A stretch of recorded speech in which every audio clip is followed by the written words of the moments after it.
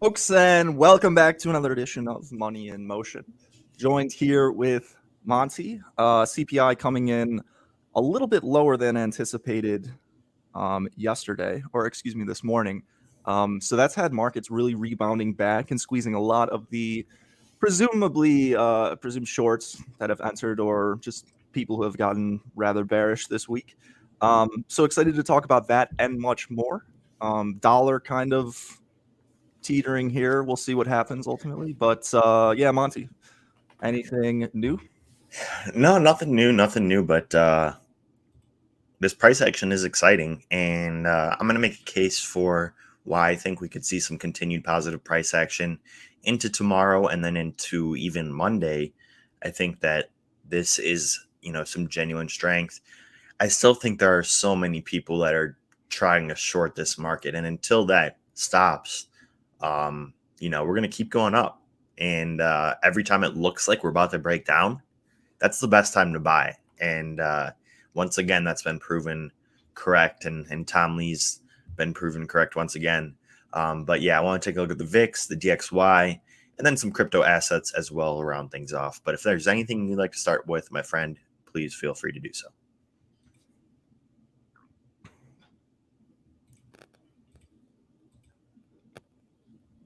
So yeah, about 30 seconds ago, I just wanted to see where the 20 smooth moving average was in relation to what we're doing with indices. So it makes sense that we've really found support here and started to bounce. I mean, this level is typically a level that we'll trend at for quite a while. But yeah, I saw a lot of interesting sentiment on shows yesterday where you'd see a lot of titles like charts point to more downside price action.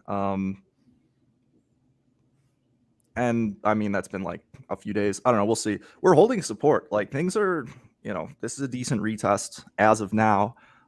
Pretty much the same thing in the NASDAQ. We haven't lost that level yet. And same thing with the Russell. We're really finding support at that level, kind of the way we did the previous two times.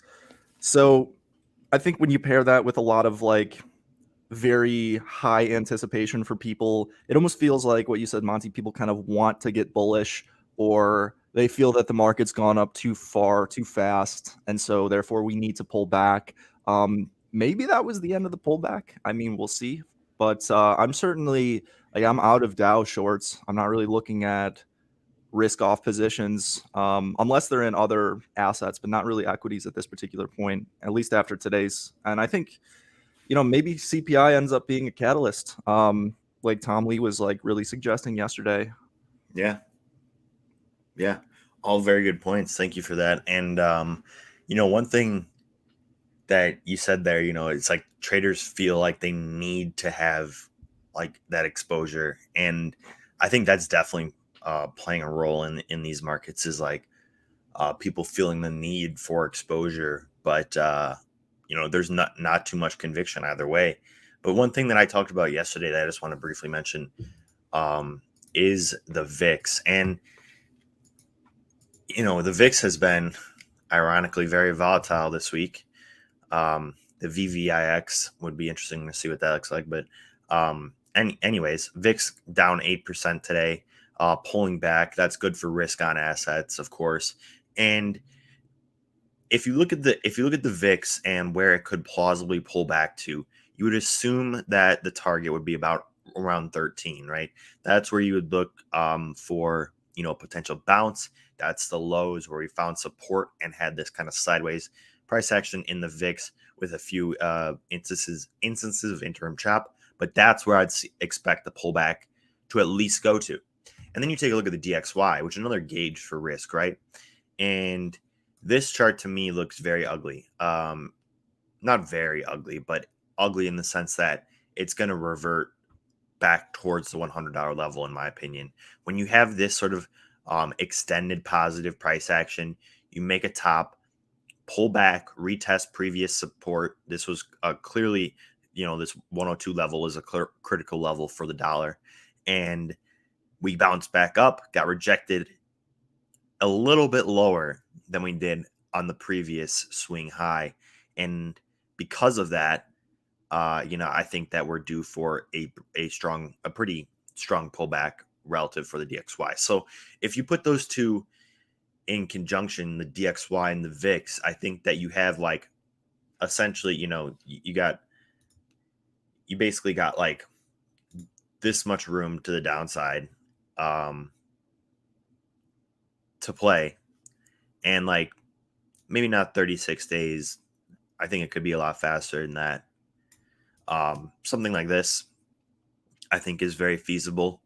And if that is the case, then you want to be long risk assets, right? Because although we have seen a breakdown recently in the correlation between the DXY, or the inverse correlation between the DXY and risk on assets, I do think that during this period of turbulent price action, and in the last week, we've seen that relationship sort of come back. So with the DXY looking set to pull back towards that critical $100 level, in conjunction with the VIX pulling back, today's like a nice day to buy some options, because you've got the VIX pulling back.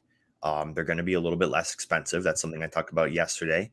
And as a result, I think I really don't think there's too many people that are actually like bullish right now. It's few and far between. I think most of this is just bears getting absolutely wrecked, and continuing, to try and short the market at the lows, and then we go higher. But I do think there will come a point where people start to, really flip bullish.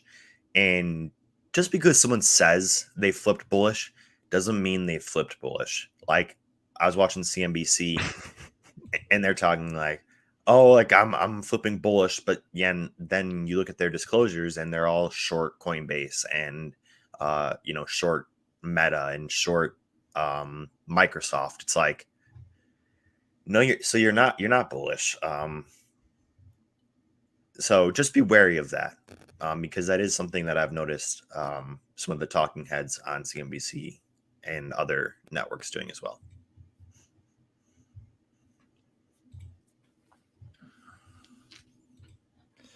I'm gonna bring up a chart real quick. Sure thing. But yeah, same sort of thing when looking at the crypto equities. You might get a bounce from these support levels. We'll see. I mean, moving averages aren't always good support levels, especially when you're coming down into them. But I mean, I think it's all about watching how price reacts to those levels. But look at that nice confluence, CJ. Sorry to interrupt. But there's some really nice. I was going to mention this, but I may as well mention it while you have the Coinbase chart up. But you had been talking about, and I keep saying this, but all week you'd been like, "Oh man, I'm loving this pullback in the crypto-related equities. It might give me a chance to enter." And we've gotten that pullback. But go ahead and pull up that Coinbase chart for me real quick. But look at that confluence between that. You remember back in March when we got that crazy spike in price? It carried us up to basically exactly where we're at right now. And then we got rejected. So if you look back there all the way in March, like that anomalous spike in positive price action, which was actually, if I'm not mistaken, the best 5 days of price, or best 4 days of price action for Coinbase in its history. And that was very impressive. But we're finding support at that same level. So I think that confluence gives a little bit more credence to that moving average. And I'm not buying anything today, but if we finish today with a bullish engulfing candle off that 20 period smooth moving average, I think that's a great indication to buy. But sorry for interrupting you, CJ. Oh God, Twitter is just a cesspool. But there is some I gems actually like do like this. this idea though. It's like, this is basically where we're at it in Bitcoin. If you can see very like lightly here in red, that's where we currently are. This measures the blocks until the next halving, compared with the previous ones. Who drew And that cursive E as the projection? I like it. I think it's actually right in the. I mean, it's right in the middle of the other projections. So, No, it is. Yeah, no. um, I just think it's funny that they like didn't even bother to like try and like capture chop as it normally occurs. It's just a yep, it'll probably do this swirl, come back up. But I don't disagree with it. So continue. Sorry. I like the comparison of echo bubbles here and like what we've seen because in 2018 that was like a clear echo bubble. We did like a 3x off the bottom. There was a huge gamma squeeze from the option market, and then things kind of came down and gave back some profit, and that's basically where we're at right now. Now in 2018 and then towards 2020, we really started trending up, and then it's always been my belief that like if we didn't have COVID, we probably still would have continued into the bull market. The stimulus was kind of just a added benefit to kind of get us back on track, but I still think we would have gone to new highs. You could probably make the argument maybe it wouldn't have been 60K, but either way, we still would have had a bull market, in my opinion, if it weren't for that black swan event. So that's really the only thing I think I have to worry about. Because like just not getting liquidated if there is some type of black swan event in this span of time, because like you have to face it, like the human race does evolve and progress, and for as messed up as we are, we make things better and we improve over time, and society as a whole grows. And you know until that kind of stops being the way it has been like for the past 50 years, things are still going to trend from the bottom left to the top right in the long run, like this chart kind of suggests. So I think when you get caught up trading, oh, it's CPI today, oh, we got the 15-minute chart, or we're trading intraday, it's like, let's take a break from all of that, because the real money is made when you're catching a massive secular trend like this, riding it up on the way up, and then I mean, Soros would short it on the way down. I don't even know if I want to do that yet, but just riding it on the way up, catching the move in the asset class for its growth.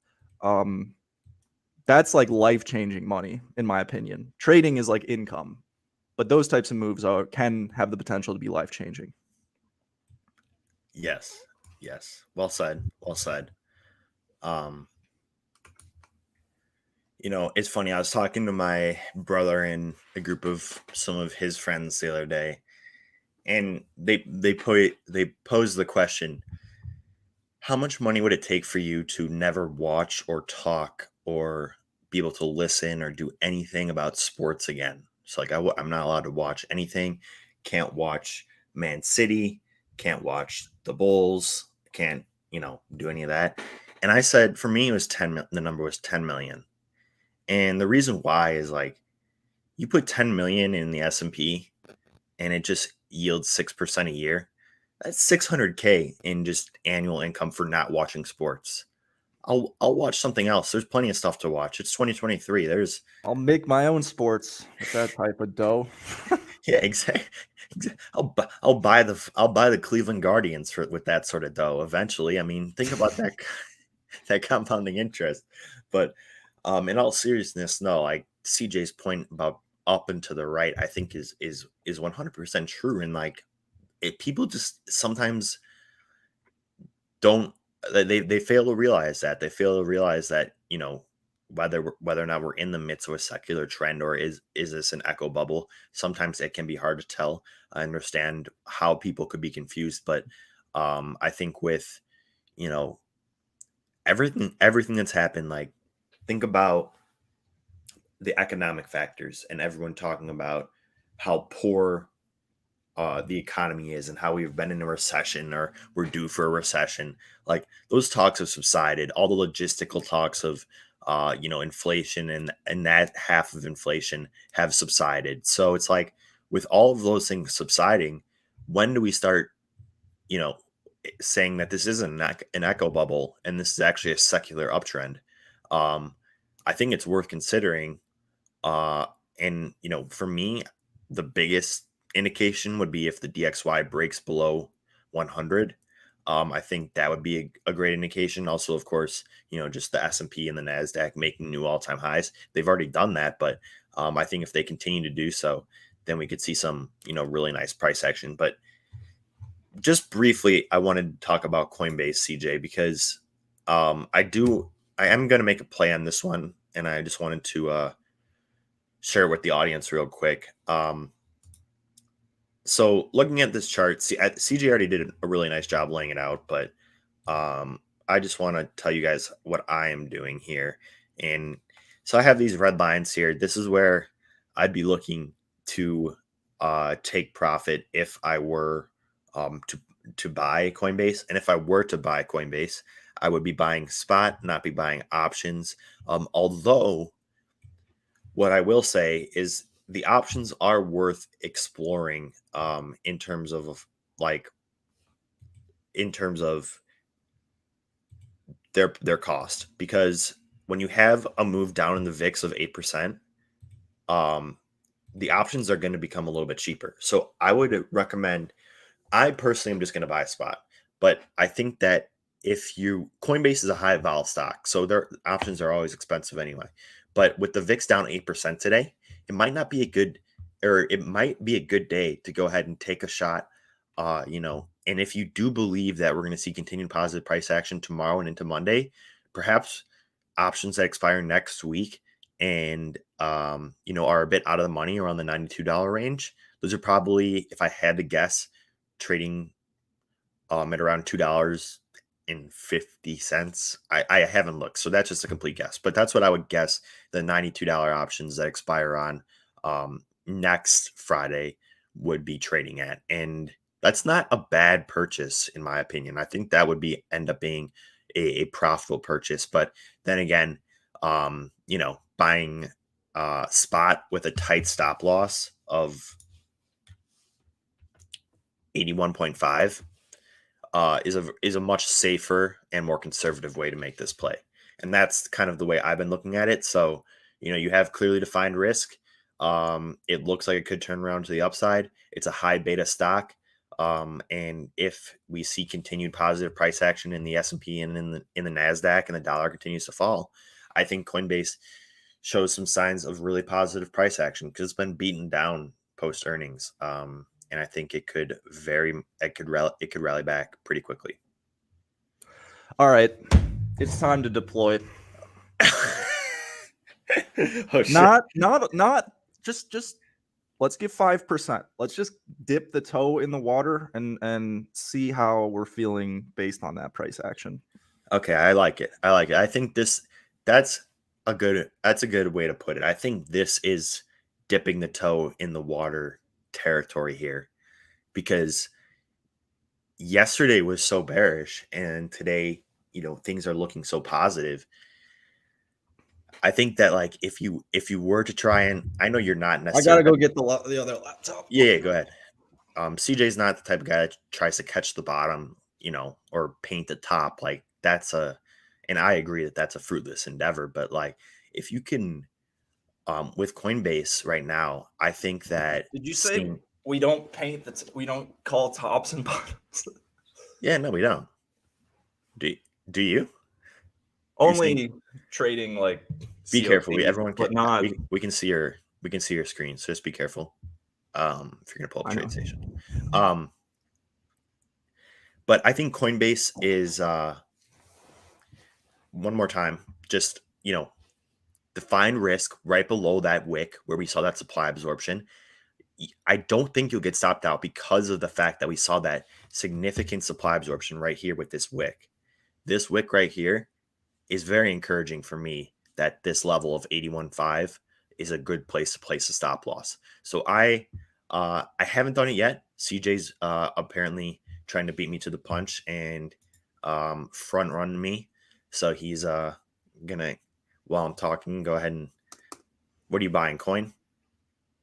Yep. So I mean, you've been saying it all week, CJ. You've been saying wait for the pullback, uh wait for some interim signs of strength, and then you'll be pulling the trigger, and you're doing exactly what you said you would do. So um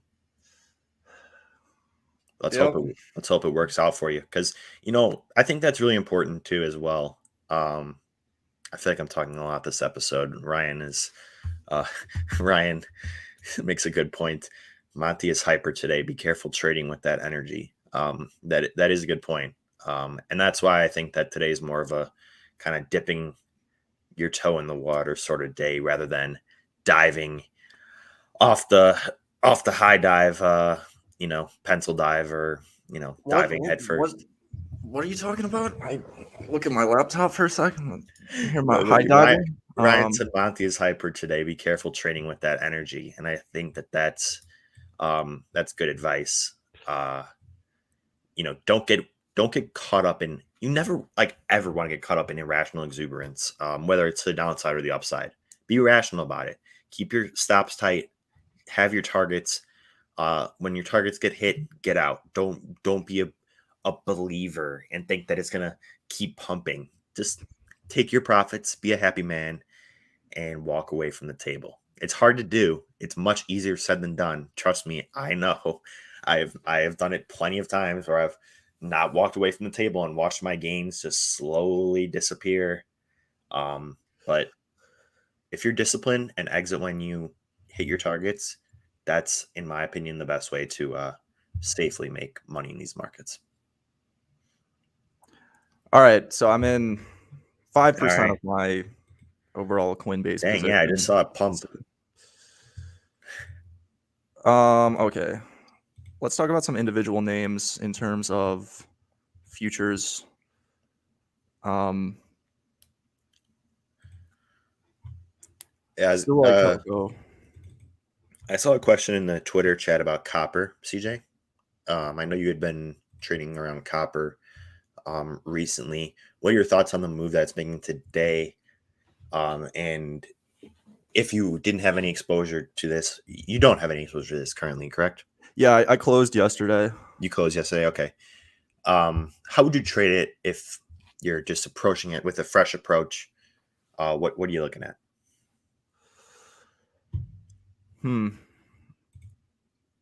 Well, considering like its relative weakness to other equities, um, and the dollar too. I mean, it's kind of just an inverse dollar trade at the moment. It was crowded with longs. You had a lot of longs buying the dip in not only copper, right up here at like 385, but also silver over the last few weeks. And so I think those trades, while they still could have a little bit more longs in them, that could puke if we do have further risk on price action. To me, it's looking toward. It looks like we're leaning towards a little bit of risk on now that we've had people get more bearish and CPI come in favorable. Perhaps that ends up being a catalyst. But right now, there like I wouldn't be short like probably silver or copper because like the liquidation, I think probably already could have been captured or already occurred in the short term. Um, we can see in terms of COT data at the end of the week. But this is one that I would just be neutral on. If it's still crowded and I'm looking for a risk off trade next week, maybe I'll take a look at it or something along that lines. I also think that, it's important to look for potential news failures today.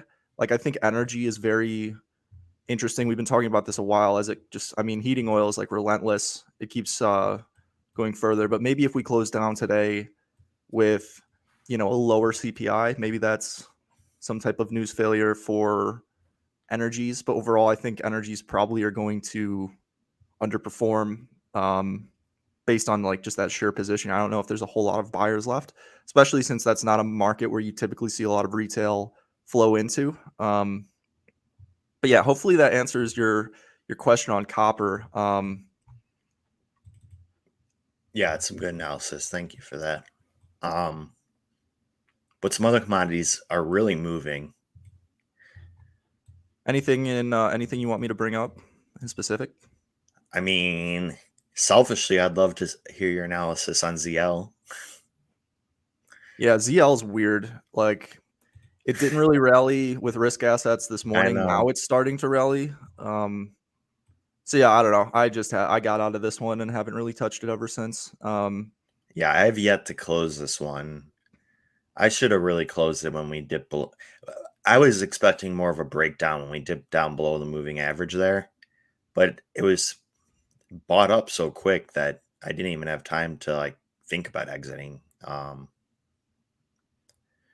Yeah, and when have other grains, like oats and things. I mean, I guess that's kind of in a very similar structure. Yeah, This is not a trade. ZL short is not a trade that I would give up on. Um, like it's still. Let's look at the positioning one more time. Like, yeah, yeah, this is pretty prime. I mean, it's not. You can see the levels are not at like previous tops, but that's also because this is a lower high in like the last, maybe third peak of like this massive super cycle in soybean oil. So maybe the positioning doesn't have to get, that deep. Either way, on relative levels, when we look at the oscillator, we're still at 5 or single digits. So like this is still a decent short setup based on COT. Also, I love this. Here, let me just get.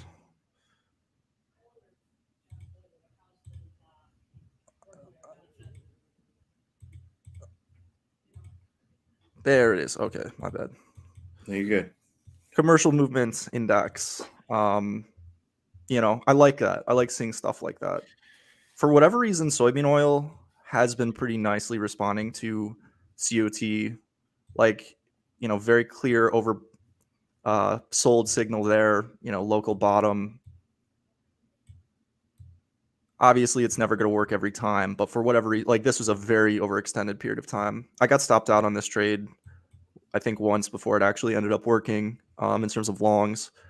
But yeah, for whatever reason, this has been really nice at calling tops and bottoms in this particular asset and commodities. So we'll see. I think if we Okay. show a little bit more weakness, that's definitely something that I'm open to and looking for in terms of like weakness in the grain markets.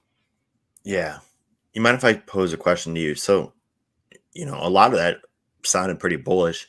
I'm just wondering, what led you to close your position yesterday? Was it just the fact that equities were so risk on today that you didn't want to, take a risk of this one popping off too? Or would you even consider maybe perhaps re-entering a soybean oil short based on the weakness that you're seeing today and that COT data?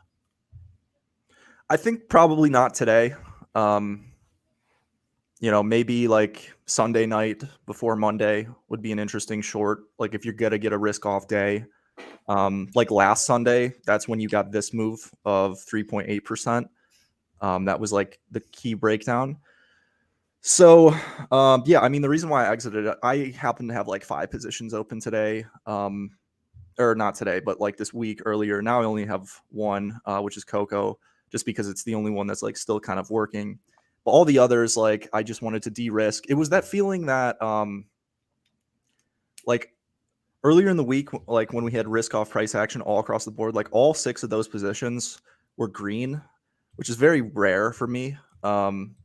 Like anytime you have a day where things are like too good to be true, I think you just got to close it all. Um, so that's what I ended up doing and just de-risking with a lot of my trades. This is what I talked about yesterday, how like if you get a weekly spike in P&L, which is like massive and something you're not used to, I think a beginner mistake most traders will make will be like, oh, finally, I'm doing it right. This is how it's going to be from now on. And then we get over aggressive and we give it all back. So when things feel too good to be true, that's when I like to, yank them Yeah. from the table. And one thing that is like such an interesting psychological phenomenon with traders in particular is like in order to outperform the S&P, you don't need to do that much. You don't need to hit that many home runs or even doubles or triples. Like a few good trades and you're at 20%, like walk away. Learn when to walk away. That's just as important as learning when to enter. And a lot of people don't do that, I think, well enough. you made the gains, even if it's like let's say I enter a Bitcoin long and I get a 6% gain. Um, that is substantial. Uh, like that's nothing to be scoffed at. In crypto, everyone's so caught up with these, 150% on 50x leverage. I'm gonna get rich. That's a fool's errand. I think the way to do it is modest trade. If you're trading, trade modestly, define your risk, and don't get swept up in the euphoria. Take profit when your targets get hit. Um, because, like CJ said, I think a lot of traders get caught up in that wave of, oh man, I'm doing it right. This is so easy. I'm gonna be printing money, and then next thing you know, your account's back to where it was before. So, I've done that so many times. oh, I've done it too. Um, I'm speaking from experience, not just. and the other thing I think, if we're criticizing retail or ourselves right now, or just talking about our previous mistakes, I think the biggest mistake, specifically in crypto, with like what retail makes, is not separating or making enough of a distinguish between investing and like trading. Oh, So 100%. like investing, like I'm thinking about investing in Coinbase, like, scaling up, holding this position till hopefully 2024, or whenever the peak looks like it could be it, right? Right. But trading, we're trading soybean oil. I'm not investing in soybeans. Not at this point, right? And And so I think that like having that mental framework to separate the two is extremely important, because I used to like, then you fall into the trap of just combining them and you end up having the worst of both. yeah, that is so true. It's so true. It's like everything's about time preference. And, I agree that Coinbase is like an investment because for me, like, sure, it could go back up to $100. That'd be a nice trade. But we've talked time and time again 95% of traders, and this has been proven in several studies, 95% of traders do not make money. Only 5% of traders make money. So like, And how about this? From the This is just to add one more stat. Now that we're talking about how depressing trading is. So in the 90s, like there was a lot of volatility in the FX market. FX trading became very, very popular in Asia, and they did a massive study in Taiwan, and they looked at all of these day traders that made millions or made a couple 100,000, and 95% of them after 3 years were basically gave it all back or round tripped. And a lot of them, lost money early on, but there was some who were like, the casinos or the exchange's favorite client, where it's like the person who thinks they can beat the game, who just keeps coming back and keeps giving. And it takes these people like 3-4 years sometimes to lose everything. And it's a slow road to zero. And so, yeah, that's a very rough psychological trap that I think people can become addicted to. oh, 100%. And you know what? Casinos hate more than anything in the world when someone wins and they get up and walk away and they leave. And I think that analogy could be applied to trading as well. Um, know when to know when to get up and walk away, because time and time again, like speaking from personal experience, I've got caught up in that irrational exuberance of an altcoin breaking out, and then it round trips, and I end up with, the same amount of capital I started with, even though I had plenty of chances to distribute, to take my chips and walk away from the table and be a happy man. Instead, I ended up being bitter and angry, and but like I always say, it's not an L if you learned a lesson from it. So.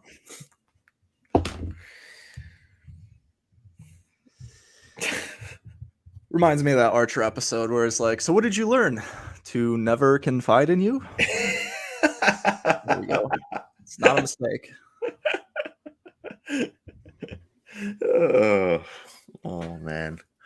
So yeah, if you guys would like to hang out with us, see more of our trade insights, I'm going to be looking at heating oil today very carefully once more, and maybe some others aside from cocoa. But if you'd like to learn more about our investments or follow our trades and talk to us and just learn about our process and be part of our trading community, check out tradethechain.com for 14-day free trial. There's also sentiment indicators on crypto and hopefully soon to have some on equities, which I'm very excited for as well. But yeah, hope you guys have a great one, and we'll see you back here tomorrow. Take care, everyone.